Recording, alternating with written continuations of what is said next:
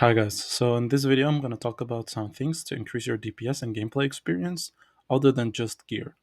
Since a lot of you asked for a settings video as well, I'll also include the settings you should use or not use. So in Blade and Soul it's generally known that ping is a very important factor because of the fast-paced combat system. Check out my past video by the way if you want to see the impact ping has on your specific class. I recorded 3 times while playing on 3 different delays. You can see how much difference it makes.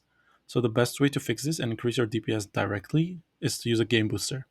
I personally use Lego Fast, and they are also this video's sponsor, by the way. I used to use Exit for years until I heard the Europe community that also played in the Korean server also use Lego Fast and have significantly better ping just by using Lego Fast instead of Exit. You can see the difference in MS here.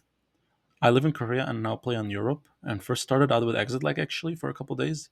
I had to run 186 ping, and it was quite uncomfortable to play on. I tried on Lego Fest trial and holy, it was such a big difference.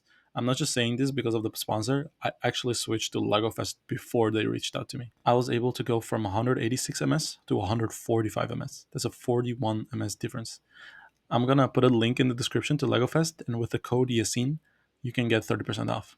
Try it out and let me know how it went for you. And for the people who are curious, I have a 280 ms without any game booster, so it's a necessity for me. It's very easy to use. Simply click the game you want to play and the server you're playing on, and click on boost. Then just start your game and you're all set. If you're someone who likes to play MMOs outside of your region that are usually in different languages, LegoFest also has game tools you can use, like translating partial or full screenshots. You're taking game from and to your desired language. So second most important thing outside of gear to increase your DPS and increase your gameplay experience is, of course, FPS.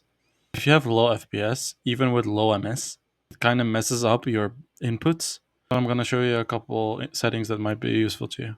So firstly, if you want to see your frame rate in game, you go to settings, under graphics, default settings, you can check this. You should also increase your frame rate from the default 60 that it's on to 120. You can optimize for low NPCs if you have a low PC specs. In advanced settings, you can tweak your graphics. These are mine personally.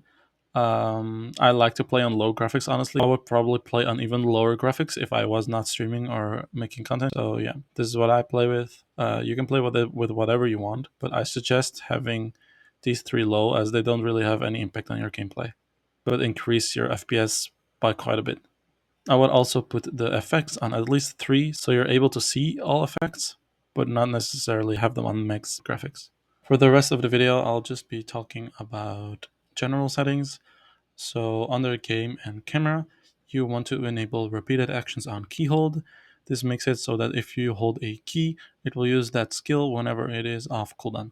I still recommend pressing, as it's, I think, generally known among BNS players that pressing is still faster than just holding the key, but it doesn't hurt enabling this. Other than this, I would disable screen shake. It is quite annoying to me actually, but maybe that might be a preference.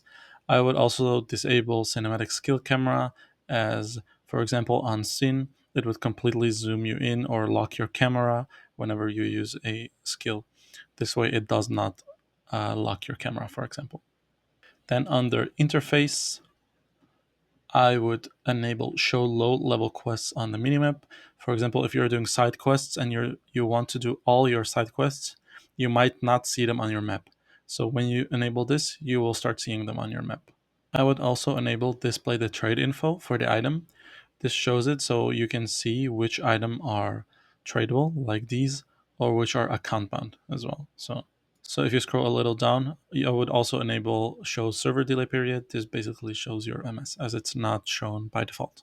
Then when you go to targeting and then scroll all the way down, I would put target sensitivity all the way to the top and prioritize debuffed targets. This is especially important in PvP, I think.